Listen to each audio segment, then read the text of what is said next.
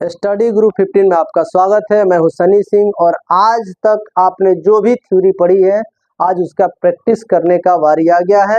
तो हम लोग आज जितने भी थ्योरी है उसके ऊपर कौन कौन से क्वेश्चन बनते हैं उसका हम लोग प्रैक्टिस करेंगे। तो चलिए प्रैक्टिस करते हैं। पहला क्वेश्चन क्या है और आपको आंसर भी देते जाना है।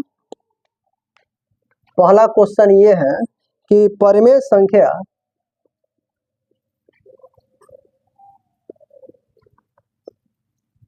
एवं अपरिमेय संख्या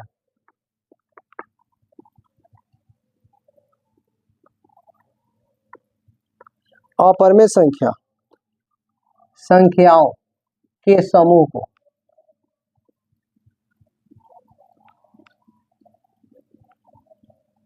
कहते हैं। ठीक है, परिमेय संख्या और अपरिमेय संख्या के समूह को क्या कहते हैं? ऑप्शन नंबर ए। सारा प्रैक्टिस है, दम प्रैक्टिस। वास्तविक संख्या, ऑप्शन नंबर बी। अवास्तविक संख्या,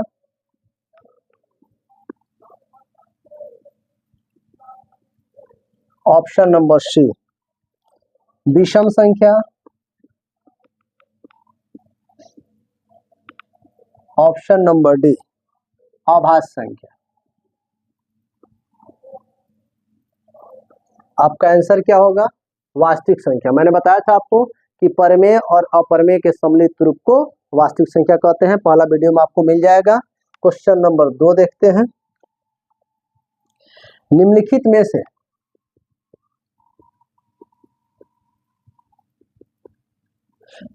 में से कौन सी अभाज्य संख्या है?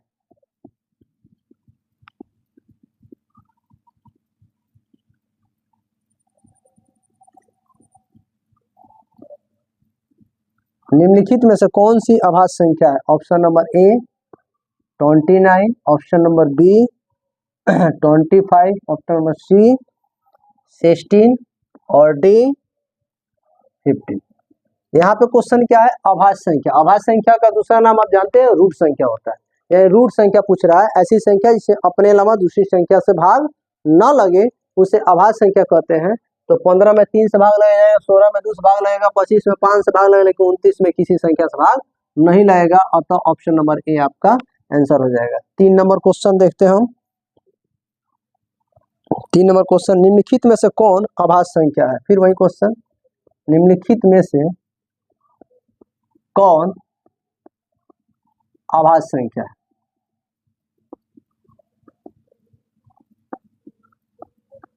ठीक है, option number A 15, B 23, C 12, D 75।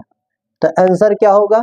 तो बताइए, अपने अलावा दूसरी संख्या से किसी में भाग नहीं लगेगा, आपको एक को इग्नोर करके चलना है। तो आपका ऑप्शन नंबर बी आंसर होगा। क्यों? क्योंकि 23 अभाज्य संख्या है। फिर वही क्वेश्चन 4 नंबर में, निम्नलिखित में से कौन अभाज्य संख्या है?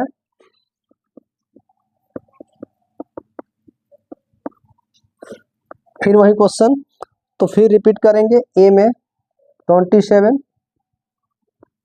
बी में 35, सी में 13 और डी में 56। आपको देखना है 27 में 3 से भाग लग जाएगा, अभाज्य संख्या नहीं होगा।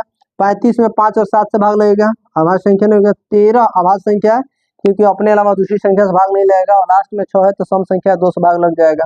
तो ऑप्शन नंबर सी चौथा का। चलिए, आज प्रैक्टिस का धुनाधार बैठे। आपका एक भी क्वेश्चन ऐसा नहीं है जो आपको समझ नहीं है। क्यों? क्योंकि मैंने आज के पहले 6 वीडियो बनाया है और 6 वीडियो पढ़ करके जो आएगा उसको ये सारा याद हो जाएगा। सीधे समझिए नहीं कि ये याद हो चुका है और आप माहिर हो गए हैं। अगला देखिए, क्वेश्चन नंबर 5 देखते हैं। क्रमशः अभाज्य संख्या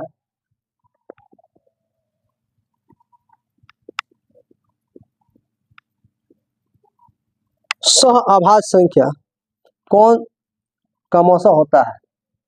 का मौसा होता है।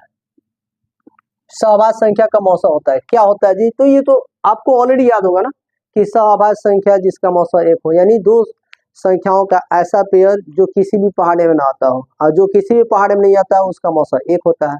दो अभाज्य संख्याओं का मौसा 1 होता है। तो अतः सहअभाज्य संख्या का मौसा क्या होगा? तो option number A 2, B 1, C 4, D 5। सहअभाज्य संख्या का मौसा क्या होता है? 1 होता है। क्वेश्चन नंबर 6, सबसे छोटी अभाज्य संख्या कौन है? सबसे छोटी अभाज्य संख्या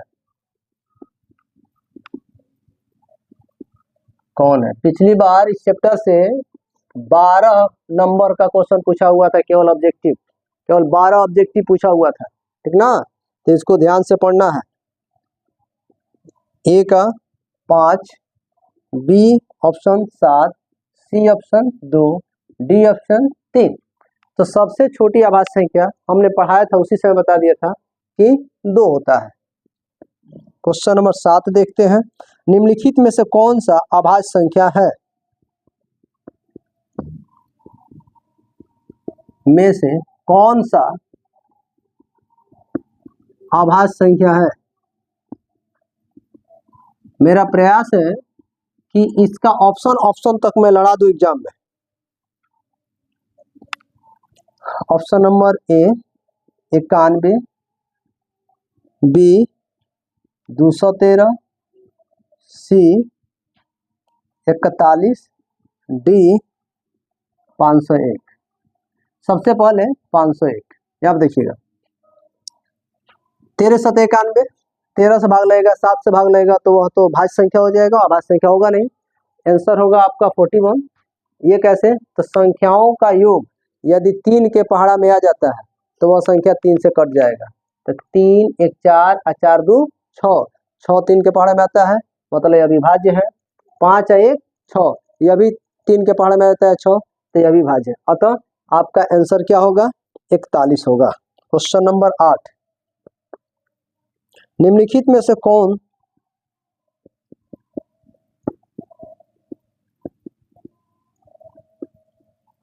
निम्नलिखित में से कौन सी सबसे छोटी प्राकृत संख्या है? सबसे छोटी प्राकृत संख्या है। Option number A 0, B 1, C 2, D 3। तो प्राकृत संख्या की शुरुआत 1 से होती है। गिनती की संख्या को प्राकृत संख्या कहते हैं। 1 2 3 4 5 6 7 प्राकृत संख्या है। तो ऑप्शन नंबर बी इसका राइट आंसर होगा। ठीक है, चलिए अब आगे चलते हैं फिर। क्योंकि आज प्रैक्टिस का डे है तो प्रैक्टिस ही सही, ठीक है, और बढ़िया से प्रैक्टिस कर लेते हैं ताकि आने वाले समय में ये जो एग्जाम में क्वेश्चन पूछ रहा है इससे 12 गो 8 गो 10 गो, हर साल क्वेश्चन का पैटर्न बदला हुआ है, इस बार पूछ रहा है, तो आपका एक भी क्वेश्चन छूटना नहीं चाहिए। क्वेश्चन नंबर 9 देखिए, 9 क्या कर रहा है? निम्नलिखित में कौन सा युग्म सहअभाज्य है? निम्नलिखित में कौन सा युग्म सहअभाज्य है?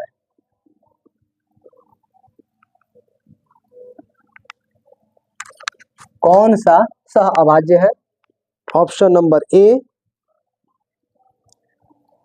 14 35, option number B 18 25, option number C 13 52, option number D 21 84। तो ऑप्शन नंबर ए 14 और 35 होगा। तो 14 और 35 किसके टेबल में आता है? तो 7 के टेबल में आता है। 7 दूनी 14, 7 पचे 35। तो देखिए यहाँ पे 14 और 35 7 के टेबल में आता है, अतः यह सहअभाज्य संख्या नहीं होगा। 18 और 25 किसी भी पहाड़ा में नहीं आता है, अतः ऑप्शन नंबर बी आंसर। अच्छा, सी का देखते हैं। 13 कम 13, 13 चौको 52, यह भी आ जाता है 13 के पहाड़ा में, तो ये भी ऑप्शन नंबर सी भी नहीं होगा। 21 चौको 84, ये भी आंसर नहीं होगा। इस तरह से हम देख रहे हैं क्या कि देखिए, तो यहाँ पे क्या है कि ऑप्शन नंबर ए, सी और डी दूसरे टेबल में आ गया है, लेकिन ऑप्शन नंबर जो बी है वह किसी मतलब 18 और जो 25 है वह किसी टेबल में नहीं है, अतः option number B answer. Question number 10 देखते हैं। निम्नलिखित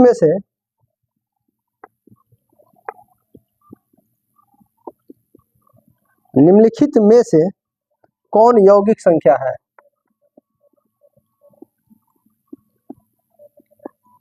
यौगिक संख्या है। अब देखिए, यौगिक संख्या किसे कहते हैं? भाज्य संख्या को यौगिक संख्या कहा जाता है। भाज्य संख्या को यौगिक संख्या मैंने पहले भी बताया है कि दूसरे एक को इग्नोर कर दीजिए और एक को छोड़ के कोई ऐसा टेबल पढ़िए जिसमें वह संख्या आ जाए। जैसे 6 है, 6 में 2 से दो के टेबल में आता है, 3 के टेबल में आता है, तो 6 क्या हो जाएगा? यौगिक संख्या यानी भाज्य संख्या होगा। वही क्वेश्चन पूछ रहा है और उसी का आंसर भी देना है। ऑप्शन नंबर ए में 11, ऑप्शन नंबर बी में 21, ऑप्शन नंबर सी में 31, ऑप्शन नंबर डी में 41। 11, 21, 31, 41 में 11 में 11 से ही भाग लगेगा, 31 में 31 से ही भाग लगेगा, 41 में 41 से ही भाग लगेगा, अतः यह अभाज्य संख्या है। हमको पूछना है यौगिक यानी भाज्य संख्या, तो 21 है, 21 में 7 से भाग लग जाएगा और 3 से भाग लग जाएगा। ऑप्शन नंबर बी आपका आंसर हो जाएगा।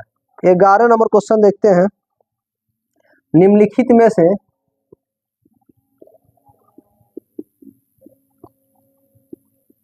कौन अभाज्य संख्या है? क्योंकि प्रैक्टिस है तो एक पर कई क्वेश्चन।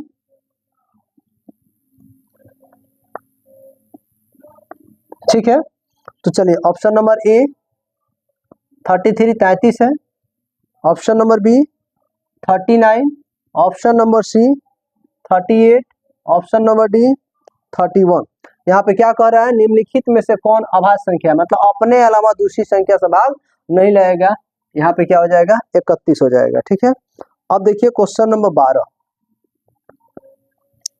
यूक्लिड विभाजन एल्गोरिथम, इसको मैंने बनवा दिया, इसको छोड़ देते हैं। चलिए, किसी पूर्णांक यम के लिए, प्रैक्टिस है, पूर्णांक यम के लिए, किसी पूर्णांक यम के लिए सम संख्या का रूप है, सम संख्या का रूप है, सम संख्या का रूप है। Option number A m plus 2, option number B 2m plus 1, option number C 2m, option number D 2m minus 1। क्या पूछ रहा है? किसी पूर्णांक यम के लिए सम संख्या, सम संख्या मतलब यहाँ पे सम संख्या ऑप्शन नंबर सी हो गया। ठीक है ना, ऑप्शन नंबर सी हो गया।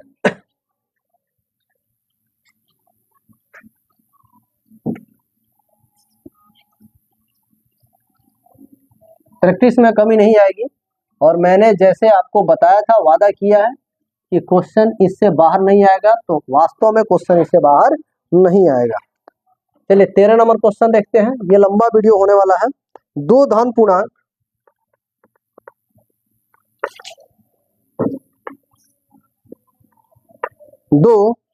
पूर्णांक ए तथा बी के लिए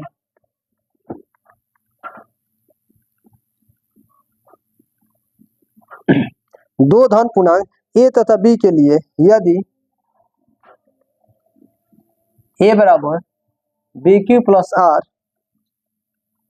तो बताइए आर का मान क्या होगा? ऑप्शन देखिए कौन सही है, आपको मैंने पढ़ाया हुआ है, बस देखना है कौन सही है।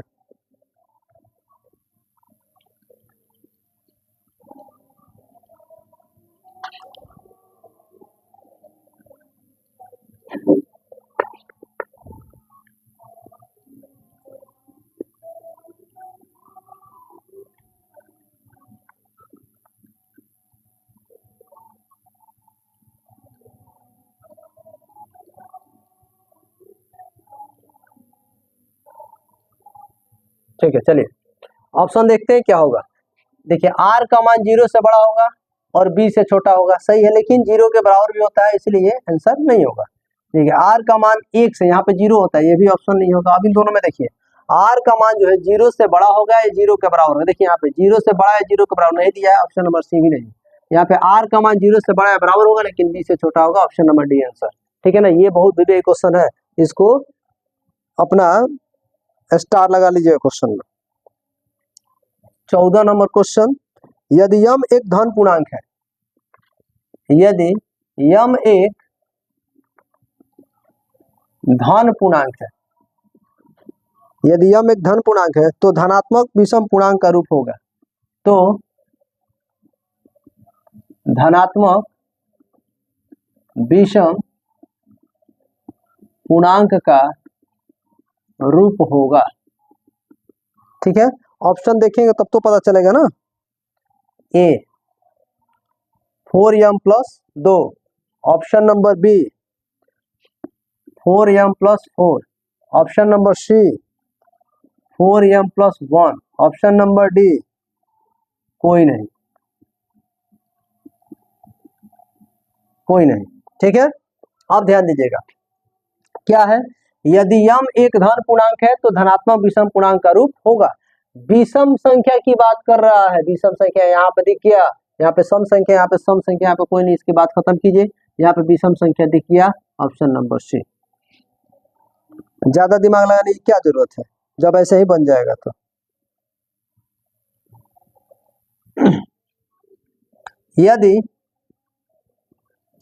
यदि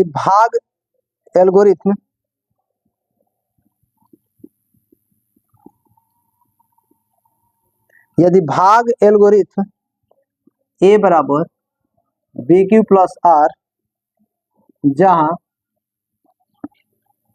आर का वैल्यू 0 से बड़ा या बराबर होगा और बी से छोटा होगा, यदि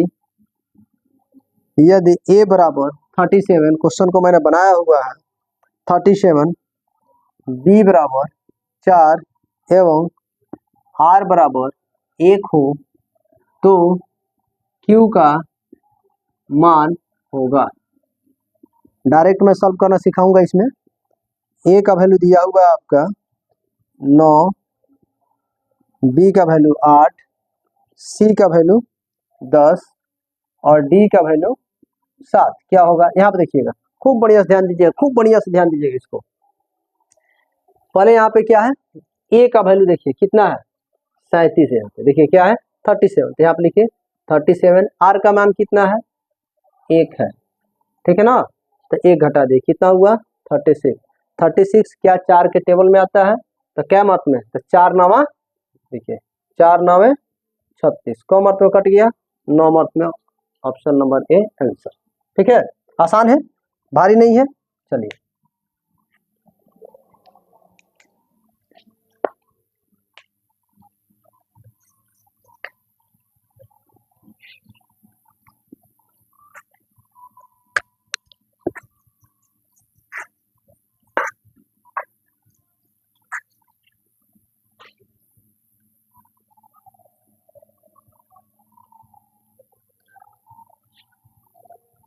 चलिए अगला क्वेश्चन 16 नंबर, 20 क्वेश्चन कराएंगे हम। यदि P एक धन पूर्णांक है, यदि P एक धन पूर्णांक है, यदि P एक धन पूर्णांक है तो धनात्मक सम पूर्णांक का रूप होगा। तो धनात्मक सम पूर्णांक का रूप होगा। चलिए option number A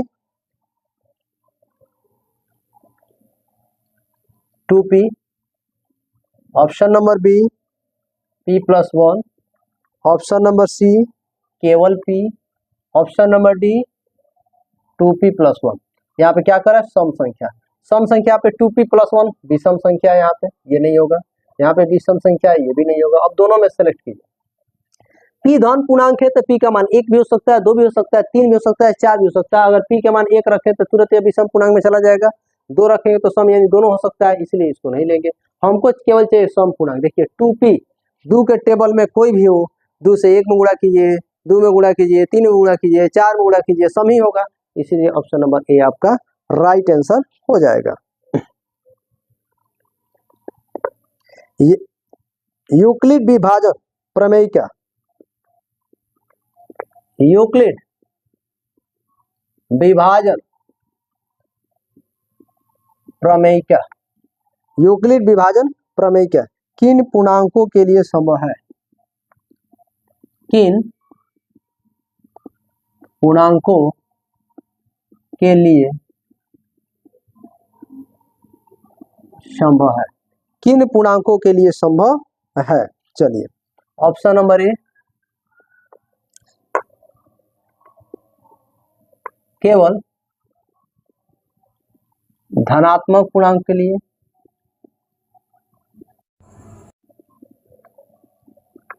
option number B केवल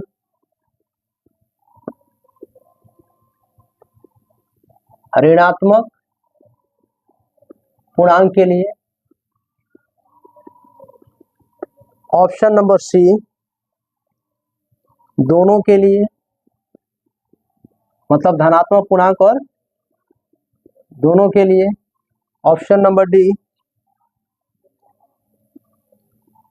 कोई नहीं। आपका आंसर क्या होगा? तो मैं बताया था आप लोगों को थ्योरी में यूक्लिड विभाजन एल्गोरिथम प्रमेय में मैंने बताया था आपको कि दो धनात्मक पूर्णांकी और बी धनात्मक पूर्णांक की बात की गई है, मतलब यूक्लिड विभाजन प्रमेय का प्रयोग केवल धनात्मक पूर्णांक को ज्ञात करने के लिए किया जाता है। ऑप्शन नंबर ए सही आंसर। इस टाइप से क्वेश्चन में बच्चे हमेशा गड़बड़ा जाते हैं। चलिए आगे क्वेश्चन देखते हैं। यदि 130 बराबर 15 गुणे 8 जोड़ 10 एवं 15 बराबर 5 गुणे 3 जोड़ 0 तो मौसा 130 और 15 का होगा। अब बताइए मौसा क्या होगा? ऑप्शन दिया हुआ है, ऑप्शन से ही बन सकता है। Option number A 8, option number B 5, option number C 130, option number D 15।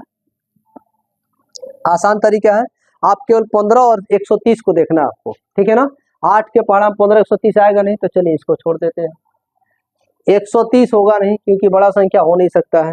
अब 5 और 15 में आंसर क्या होगा? तो क्या 15 के पहाड़ा में 130 आता है? अगर 15 के पहाड़ा में 130 आता होगा तो आंसर 15 होगा, अगर नहीं आता होगा तो आंसर 5 होगा। तो 15 के पहाड़ा में 130 नहीं आता है, इसीलिए 15 आंसर नहीं होगा। 5 के पहाड़ा में 130 भी आता है और 15 भी आता है, ऑप्शन नंबर बी आंसर। मैंने बताया ना कि आज का क्लास 20 क्वेश्चन का है, जिसमें मैंने 18 क्वेश्चन कंप्लीट कर दिया, 2 क्वेश्चन और है, इसको कंप्लीट करना है और फिर आपको इस टाइप से क्वेश्चन आएंगे। तो मुझे आशा है कि फंसने वाला नहीं है। प्रैक्टिस चल रहा है, थ्योरी पर प्रैक्टिस चल रहा है, ध्यान से क्लास मिस नहीं होनी चाहिए, ठीक है। और इस क्लास को जितना हो सके शेयर कीजिए ताकि सब्सक्राइबर बढ़े, सीधा बात है सब्सक्राइबर बढ़े। यदि Q एक धनात्मक पूर्णांक है, यदि Q एक धनात्मक पूर्णांक है तो निम्नलिखित में से कौन धनात्मक विषम पूर्णांक नहीं है?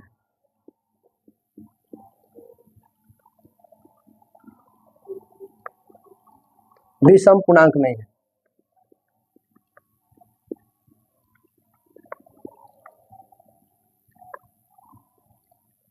निम्नलिखित में से कौन धनात्मक विषम पूर्णांक नहीं है? चलिए ऑप्शन देखते हैं। 8Q + 1, option number B 8q+4 option number C, 8q+3 option number D, 8q+7। कौन है? धनात्मक विषम पूर्णांक नहीं है, तो विषम नहीं है तो सम होगा, यानी सम को ढूंढना है। सम देखिए यहाँ पे दिखाई दे रहा है, सम संख्या option number C, answer B हो जाएगा। चलिए अगला क्वेश्चन देखते हैं। यदि भाग एल्गोरिथम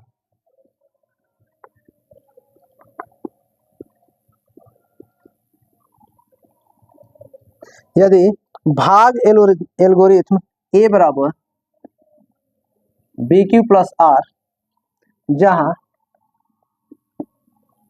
0 से बड़ा या बराबर होगा R लेकिन B से छोटा होगा, तो यदि, ये लास्ट क्वेश्चन है आपका, यदि A बराबर 72, B बराबर, B का मान निकालना है वाट, Q का मान 8 और R बराबर 0 है। Q का मान 8, R बराबर 0, B का मान वाट है, या फिर लास्ट में लिख सकते हैं, तो B का मान ज्ञात करें। एग्जामिनर जैसे क्वेश्चन दे आपको क्या करना है, बना लेना है। यहाँ पे B बराबर वाट लग सकता है, या फिर कहेगा B का मान ज्ञात करें, तो कैसे बनाएंगे? A बराबर BQ+R, A का मान कितना है? 72 है, B का मान पता नहीं है, निकालना है। Q का मान 8, R का मान 0, 0 का बाद खत्म, 8 9 72, B का मान कितना हो गया? 9। ऑप्शन दिया होगा, ऑप्शन देखिए, ऑप्शन नंबर ए, आपको ऑप्शन नंबर ए में दिया है 9, option number B 8, option number C 7, option number D 4। बताइए क्या आया है? 9 आया है ना, तो आंसर क्या होगा? ऑप्शन नंबर ए। इस तरह से क्वेश्चन बन जाते हैं, ठीक है ना। तो अगर आप इस वीडियो को पसंद कर रहे हैं, आपका हेल्प कर रहा है, तो जितना हो सके शेयर कीजिए, सब्सक्राइब कीजिए, और जितना ग्रुप है ना, जितना ग्रुप है सारे ग्रुप में डाल दीजिए, ठीक है ना। आज के लिए इतना ही है। वीडियो अच्छा लगे तो समझ ही रहे हैं आप। धन्यवाद।